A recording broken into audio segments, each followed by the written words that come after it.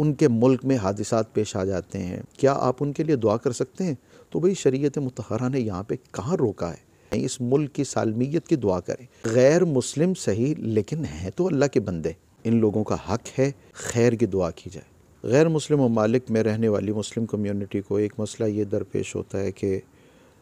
غیر مسلم افراد میں ان کے ملنے والے، تعلق والے، حتیٰ کہ بسا اوقات جن لوگوں کے ساتھ ان کا سسرالی رشتہ ہوتا ہے، بیوی تو مسلم ہے لیکن سسرال سارے کے سارا غیر مسلم ہے، وہاں پہ 100 خوشی غمی کے موقع پر جب ہم ان کے پاس جائیں تو کیا ان کے لیے کوئی دعا کر سکتے ہیں؟ قدرتی آفات آتی ہیں، حادثات پیش آتے ہیں، کیا ان کے ساتھ ہم اظہار تعزیت کر سکتے ہیں؟ ایک بات تو یہ یاد رکھیے کہ جو شخص بے ایمان مرا اس کے لیے دعائیں مغفرت نہیں۔ سورہ توبہ کی 113 نمبر آیت ہے، اس میں تو منع کر دیا گیا نبی اکرم صلی اللہ علیہ وسلم کو اور آپ کے تمام اہل ایمان امت کو کہ جو بے ایمان گئے اس دنیا سے، گویا ان کے پاس جنت کا ویزا نہیں ہے، لہٰذا ان لوگوں کے لیے مغفرت کی دعا نہیں ہے۔ لیکن ایک اور دعا تو ہو سکتی ہے، جو آپ کے ملنے والا ہے، جس کے ساتھ آپ کے روابط و تعلقات ہیں، آپ کا ان کے پاس آنا جانا ہے، آپ کے ان کے ساتھ معاشی ضروریات وابستہ ہیں، آپ نے اس ملک سے اپنے آپ کو بنایا، اپنے خاندان کے دیگر افراد کو بنایا، اللہ پاک نے اتنا کچھ ان سے آپ کو عطا فرمایا،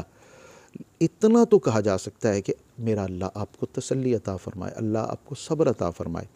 آپ کے والد بہت اچھے تھے۔ مغفرت کے لیے دعا اگرچہ کہ ان کے لیے نہ صحیح، لیکن اتنا تو ہے کہ ہم ان کی زندگی کے جو اچھے خد و خال ہیں ان کو بیان کر سکیں۔ یار وہ بڑے اچھے آدمی تھے، بڑے ملنسار تھے، بڑے ہنس مکھ تھے، بڑی محبت دیتے تھے، میں جب بھی ان کے پاس آتا تھا تو بہت پیار سے ملتے تھے، کھلاتے پلاتے تھے، اور پھر وہ فلاں وقت میں انہوں نے ہماری بڑی ہیلپ کی، ہم نے ان کے ساتھ بڑا اچھا وقت گزارا۔ اس قسم کی اچھی یادداشتیں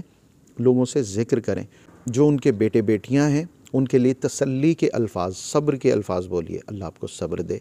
یہ بہت بڑا غم ہے، یقینی طور پہ ایک بہت بڑا صدمہ ہے، اللہ آپ کو برداشت کرنے کی ہمت عطا فرمائے، یہ سب کچھ ہو سکتا ہے۔ اسی طرح ان کے ملک میں حادثات پیش آ جاتے ہیں، زلزلہ آیا، سیلاب آیا، 100 قسم کی تکالیف آئیں، کوئی بیماری کے اندر مبتلا ہے، تو ایسی تمام تر صورتحال میں کیا آپ ان کے لیے دعا کر سکتے ہیں؟ تو بھئی شریعت مطہرہ نے یہاں پہ کہاں روکا ہے؟ شریعت مطہرہ میں تو الفت ہے، محبت ہے، اور صوفیہ کرام کا پیغام بھی یہی کہ آپ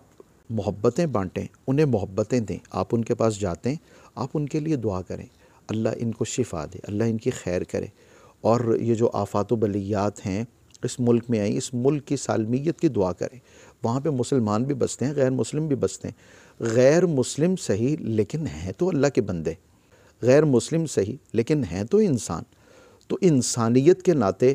جب وہ ہماری مدد کرنے کو، ہمارے ملک کی خدمت سر انجام دیں، اس وقت تو بہت بہتر ہے، ان کی مدد لینا درست ہے، لیکن ہم ان کے لیے 2 بول پیار اور محبت کے بولیں تو یہ جائز نہیں ہے۔ بھائی ایسی کوئی بات نہیں ہے، ایسی بھی کوئی بندش نہیں ہے،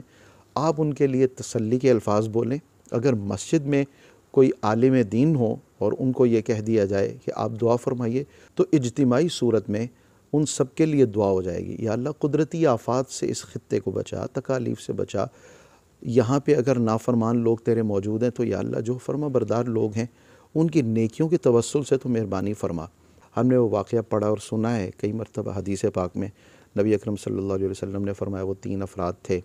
وہ غار کے اندر چلے گئے، انہوں نے اپنی ایک ایک نیکی یاد کی، اللہ رب العزت نے انہیں ان کی نیکیوں کے توسل سے، اس کے سبب سے انہیں نجات عطا فرما دی۔ تو اللہ پاک آپ کے نیک بندوں کے توسل سے، قرآن پڑھنے والوں،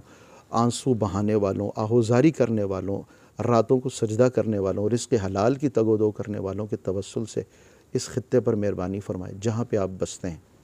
ان لوگوں کا حق ہے کہ ان لوگوں کے لیے خیر کی دعا کی جائے۔